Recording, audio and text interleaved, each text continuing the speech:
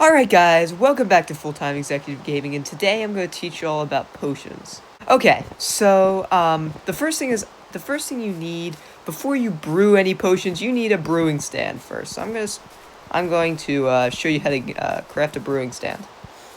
So basically, and for a brewing stand, you do need an actual crafting table. You can't just use the one in your inventory, it's not big enough.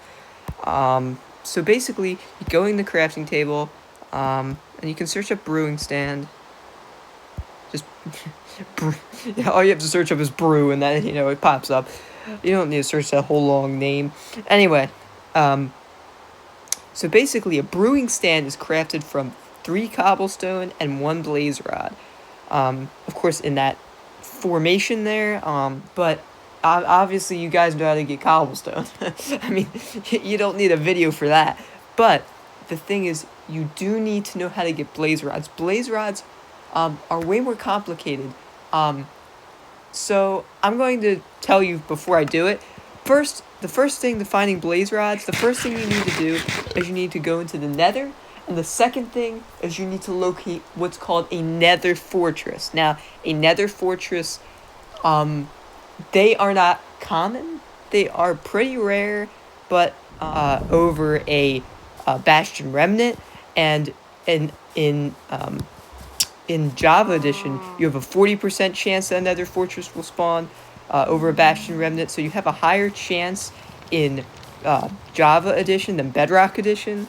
I'm in Bedrock Edition, so I'm so sorry for all you Bedrock players. I feel for you because I play Bedrock too. But anyway,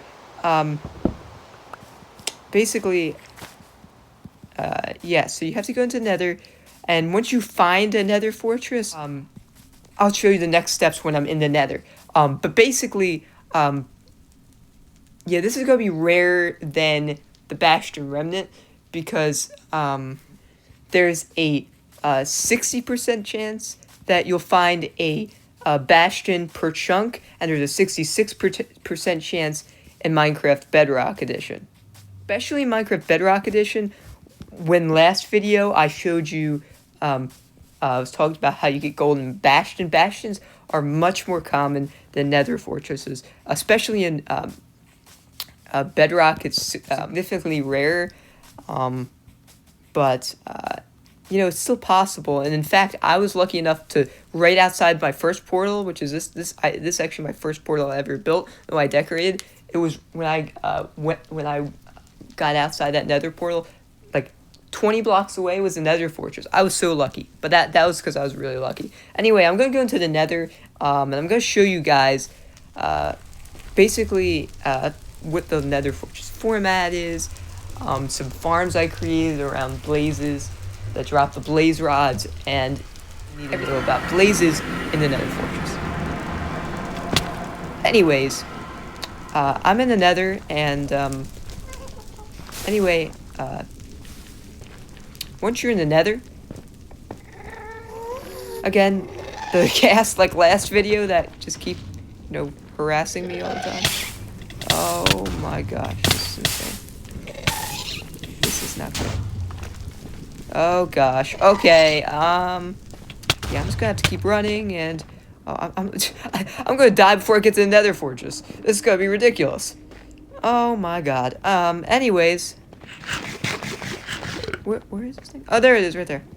So see, I was really lucky to have a nether fortress this close. But anyways, once you get there, let's see. All right. Once you get there, see that yellow glowing mob? That is a blaze right there. Now, they do shoot fireballs, and they do have a it's much rarer than other mobs, but they do have a chance to drop their blaze rod. But it's just, of course, they have a chance to drop it, but it's much rarer than your average, example, your average skeleton, or how most mobs, like zombies, skeletons, they have and even creepers, even though they have a little bit of lower chance, but in general they have a higher chance to give to a higher drop rate, pretty high drop rate. Like 3 skeletons and probably get like 6 bones, but like without any looting or anything. But for a blaze, you could kill 6 of them and only get like 1 blaze rod. Of course, I'm not exactly sure if that's accurate, but I'm just giving you an example to show you that blazes have a lot less chance to drop their item, or a much lower drop rate than most mobs, or at least most overworld mobs. But yeah.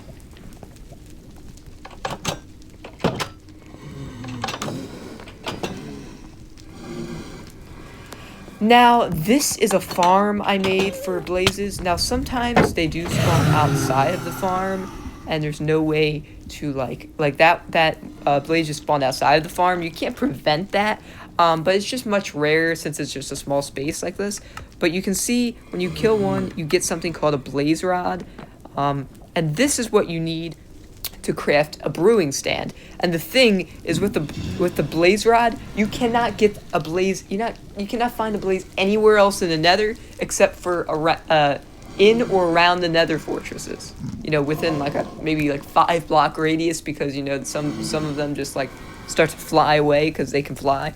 But yeah, so I made a whole farm here. I got 55 of them, and for this farm, basically what this blaze farm consists of is it just consists of a bunch of hoppers.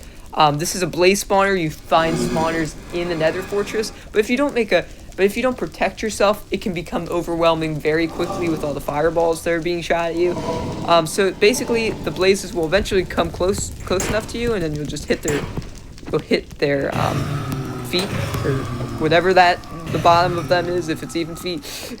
And basically, the blazes will just, they spawn pretty quickly from the spawner, just like zombies. They spawn just as quickly as zombies or skeletons from, a spawner, which that's pretty quick, because, I've showed off my XP farm in a previous video. But basically, yeah, you just kill them. Now, the XP can get stuck in the hoppers, so this is not an XP farm.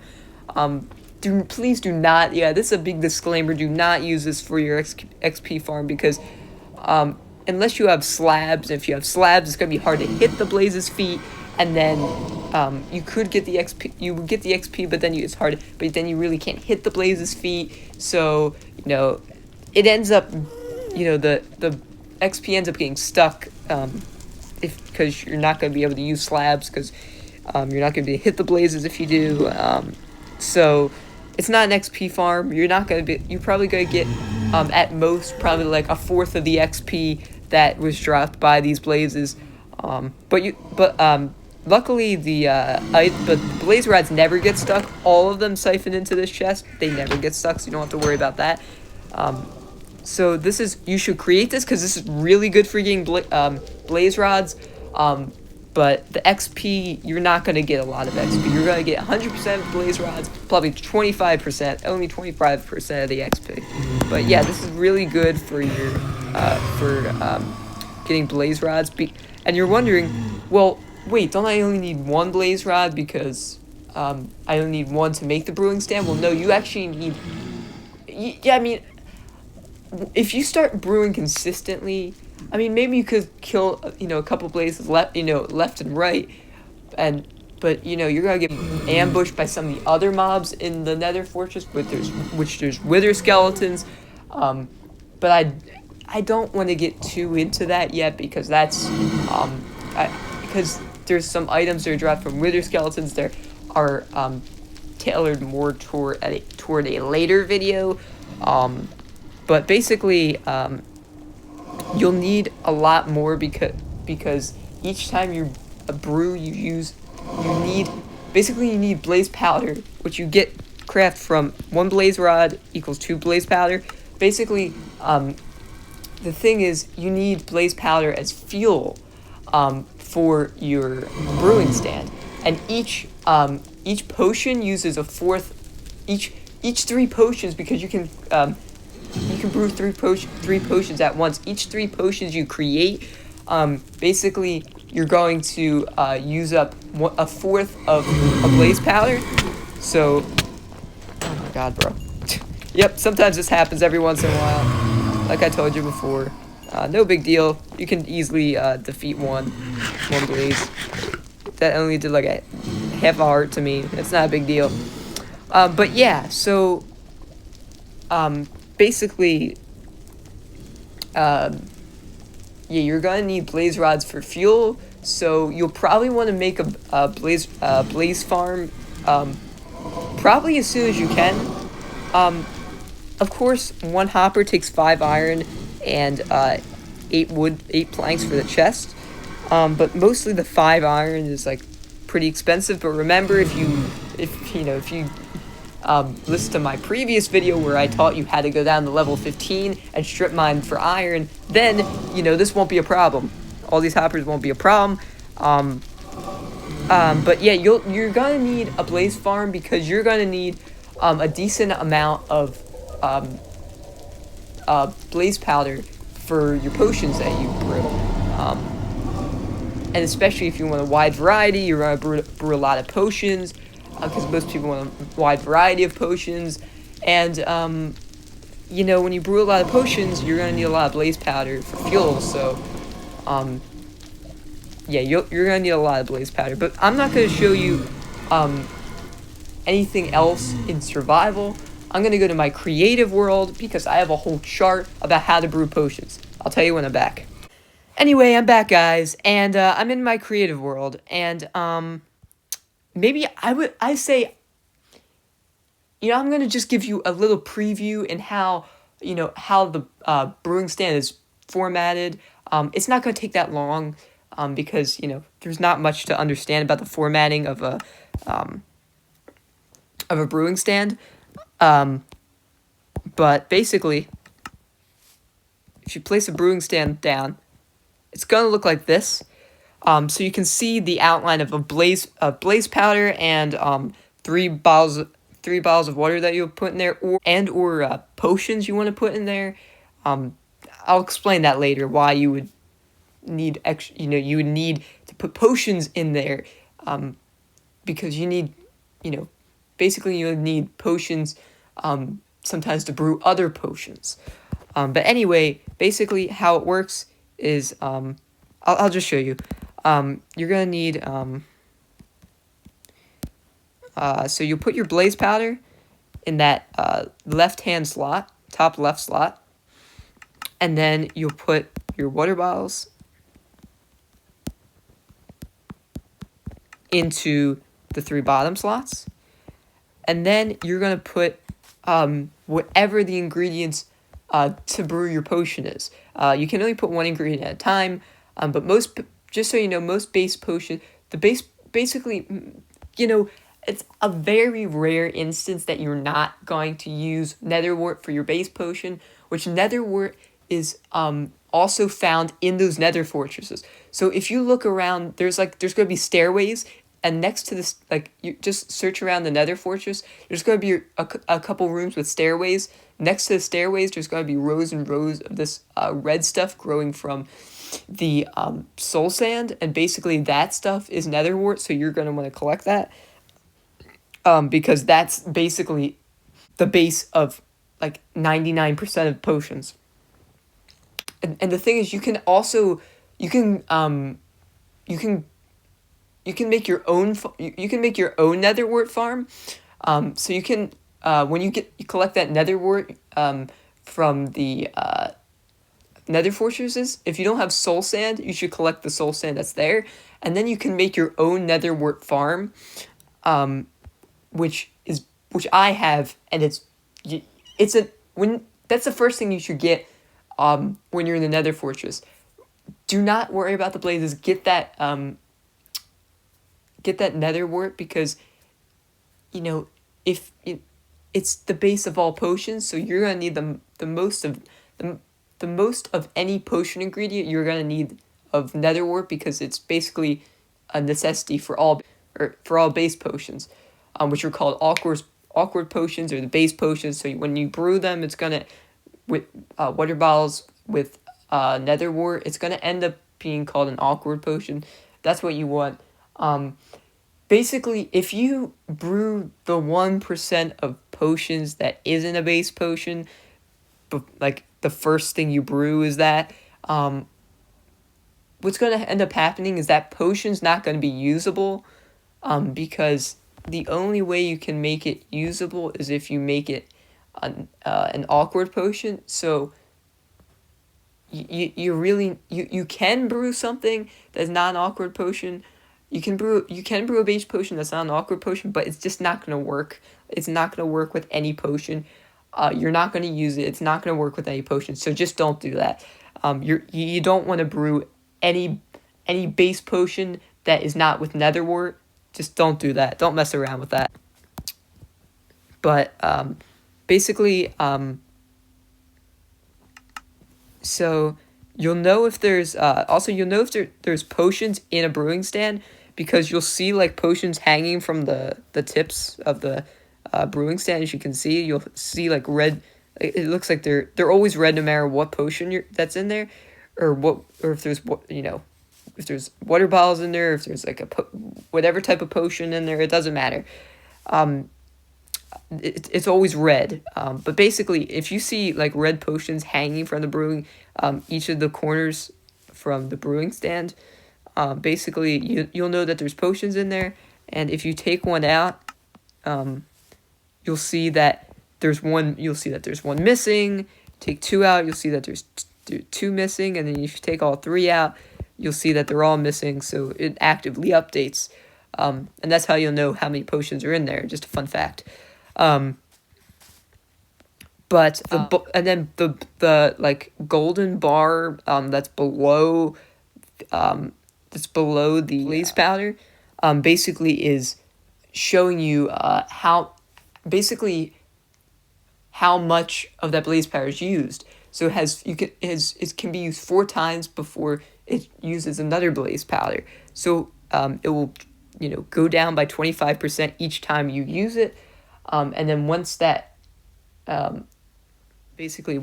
bar is completely gone, it's going to use the entire blaze powder basically. But yeah, that's basically all that there is to it. Anyway, I'm going to show you the chart that I created. So basically, yeah, it's a pretty complicated chart, and that's because there's a lot to potions.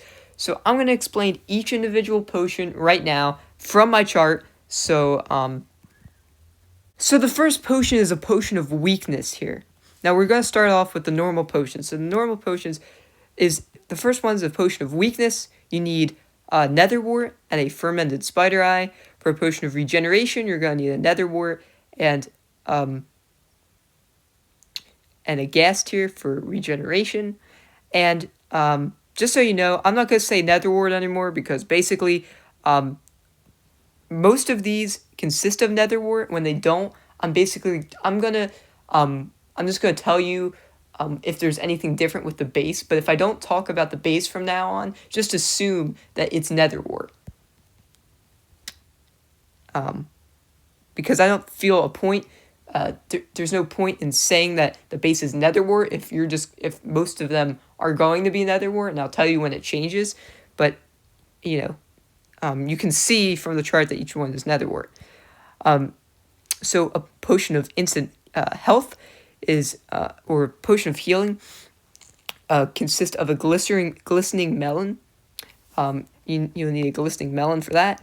For speed, you'll need sugar. For fire resistance, you'll need magma cream. For strength, you'll need blaze powder. For jump boost, you'll need a rabbit's foot. For water breathing, you'll need a pufferfish. For slow falling, you'll need a phantom membrane. For night vision, you'll need a golden carrot. For a potion of turtle master, you'll need a turtle shell. For the potion of oozing, you'll need a slime block. For the potion of wind charging, you'll need a breeze rod. For a potion of For the potion of poison, you'll need spider eyes.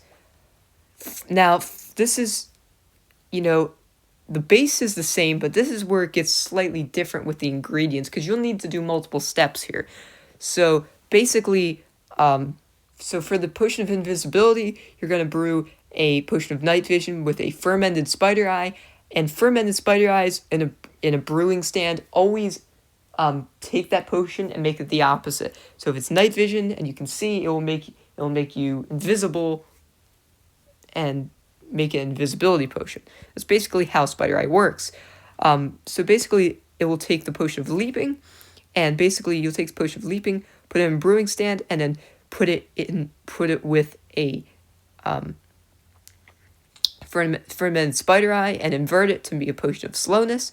You'll take a potion of health, and you'll brew it with a fermented spider eye, and you'll turn that into a potion of harming. And then this is where the bases get different. So this is where it gets a little bit more complicated. So basically, the base. So now these are just default water bottles. So that means this could be any potion. Of course, don't use the water bottle potions, because they literally do nothing, just so you know. But basically, you want to do this with an actual potion. You don't just want to do this with a water bottle and invert it to all these things to be a potion that does nothing like these. But I'm just giving you an example I'm just showing you that this could be any potion. So basically, you take any potion that you want and you brew it with redstone, and it makes that potion longer. So it makes the duration longer. How much longer it makes it depends on the potion. You could take a potion and brew it with glowstone dust to make it a splash potion. So instead of normal potion, you drink it, but splash potion, you can throw it on anything. And fun fact, if you throw it high, like you could throw it on other players, other mobs, but if you throw a splash potion, you would normally throw it at your feet, but if you throw a splash potion at your head, basically it gives you the maximum amount of duration of that potion. Just a fun fact. Anyway, you brew a splash potion with an only splash potion, not a normal potion. It's only a splash potion. If you brew it with Dragon's Breath, you can turn it into a lingering potion. And the last thing is, this one's the potion of decay, or the potion of wither. And the thing is, this one is only exclusive to Bedrock Edition, and it's really hard to find a Bedrock Edition, and in my opinion, not worth it. But if you're in Java Edition, you can't get this potion. But in Bedrock Edition, this potion, basically, you can't get it through normal brewing. It's the only potion you can't get through normal brewing. And you, of course, you can find it in creative mode, via the creative inventory or commands. But you can also rarely in survival, if you go to a witch's hut, which is basically a structure in the swamp where there's a witch and there's a cauldron, there's a very small chance that the cauldron will actually have the potion of wither or decay in it. Very small chance. That's basically how potions work in all the potions, every single potion. I'm just going to quickly go through some of these items and tell you how to get them.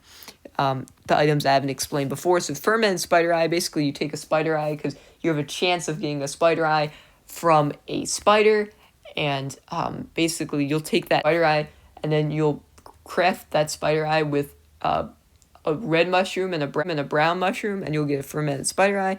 Ghast tear, I showed you before. You could kill a ghast and get it. Glistening melon, you need to surround a watermelon slice, which you get from mining watermelon in the jungle, and craft one of the melon slices you craft it with 8 golden nuggets. You craft for sugar. It's pretty simple. Obviously, I taught you how to get sugar cane before. Just look on the shorelines. You'll easily find some. Of course, if there's at least one sugar cane near the water, it's basically going to grow infinitely, and you can make a farm out of it. But if you just take one sugar cane, you can get yourself a piece of sugar. For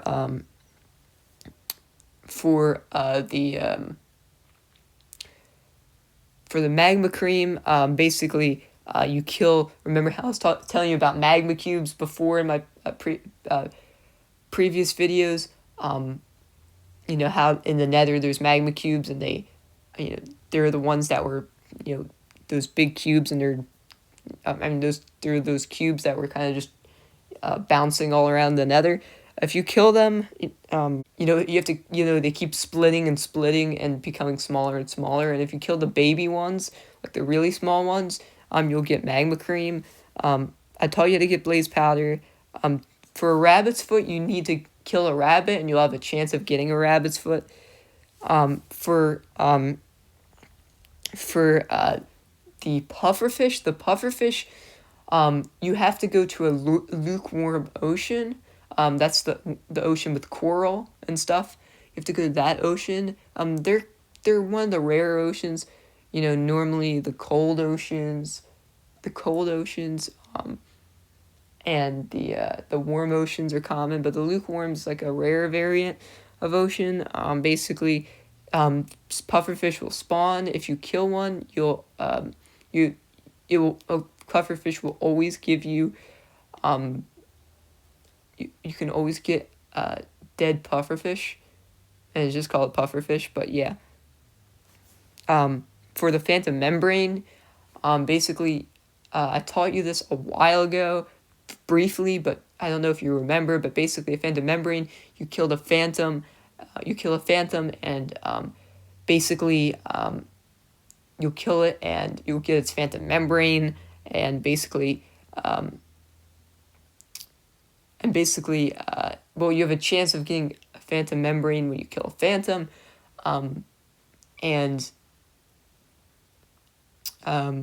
yeah.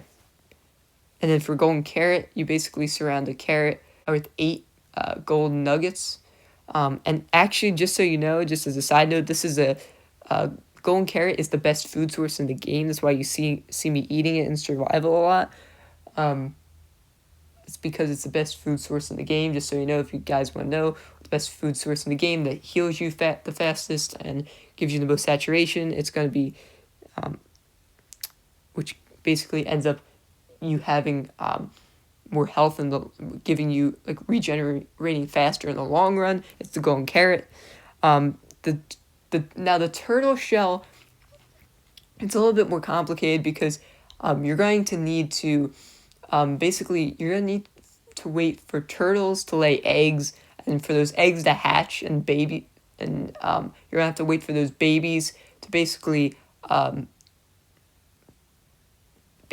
like kind of get rid of their scutes.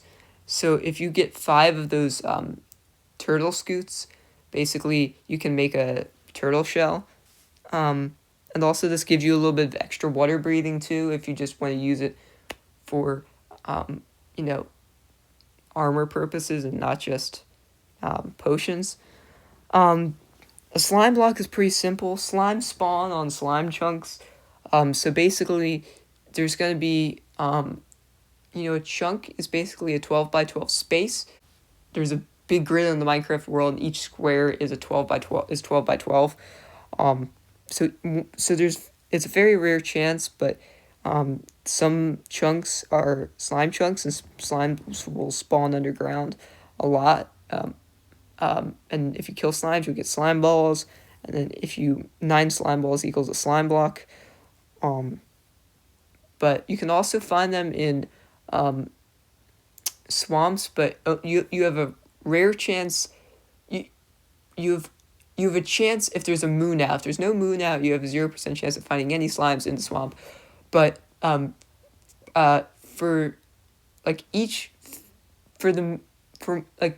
more of the moon that's shown when the moon is out, the higher the chance you'll find slimes. For slimes to spawn in the swamp. The breeze rod, you have to go to a structure that just got added in the 1.21 update like 6 months ago, and basically it's a trial chamber, and basically what you'll do is you get a map from a villager, and there's a bunch of ones. There's like Woodland Mansion, there's the Ocean Monument, and then there's the new one, which is a trial chamber map. Not all villagers have it, but some do. Basically, you'll follow that. You'll dig down to the trial chamber, and then you'll try to find the spawners that are the breeze spawners, and it will be indicated by a little symbol on the spawner. And if the spawner spawns a breeze, then you just kill the breeze. And you can even make farms out of that too. Redstone. Basically, redstone's another ore that I'm gonna go in depth more in in two more videos from now, I'm actually gonna get really in depth into redstone. But if I'm just gonna give you some brief facts about it. It's not gonna go too into depth, but basically, redstone is an ore that you can find deep underground. That's all I'm gonna give you. I'm gonna go more into it in 2 more videos. You can count on that. Basically, glowstone is a light source in the nether that is commonly found on the ceiling of the nether. But basically, you have to block up there or fly to like the nearest part of the nether you can fly onto, and then build up from there. But basically, glowstone, it's gonna be like it's a really bright light source block in the nether. That it's the base for some of the other light source blocks, like the redstone lamp. Dragon's breath, you have to. This I'm gonna teach you in probably one of my last tutorial videos. So this is probably gonna be in, probably like 11 more videos from now.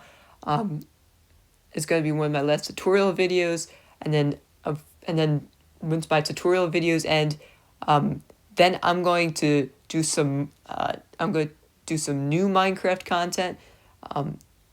That's similar. I'm going to do some more similar Minecraft content. But I don't want to give away what it is right now, because I want to be suspenseful. I want you guys to be wondering what Minecraft content I'm going to post after I post the tutorials. It's going to be very similar to the tutorials, but it's not. So just stay tuned. But anyway, to one of my last tutorial videos, I'm going to tell you about the Ender Dragon, and basically, it's the main boss of Minecraft. Every once in a while, he'll breathe dragon's breath, and it's like this cloud that will damage you. But basically, it's like a pink cloud that will damage you. But basically, if you if you want this, you have to bring glass bottles to the end. Otherwise, you're not going to get any of it. It'll just despawn. Basically, you're gonna tap your glass bottle on the dragon's breath, and basically you'll collect it, and then you can brew with it. Basically those clouds, it's infinite. Of course, after a while, like after you leave the end, it's gonna go away, but basically, for the remainder that you're fighting the dragon, like you can get as much as you want, basically. So that's how you get dragon's breath. But yeah, that's gonna be it for this video. But I'm gonna do my outro in my survival world. So let me go there, and I'll get back to you when I'm there. Guys, that's gonna do it for this video. Please like, subscribe, and share this video with your friends. Oh yeah, and I want to mention one more thing. Thank you guys for giving my videos a lot of views and likes. That really supports me, and basically, you get, for the past few videos, you guys have been watching my videos, and I'm gonna keep doing similar things I saw that that I did with those previous videos that actually made the videos more popular. So I'm gonna do that for this video and future videos. And thanks for your support. Until then, goodbye.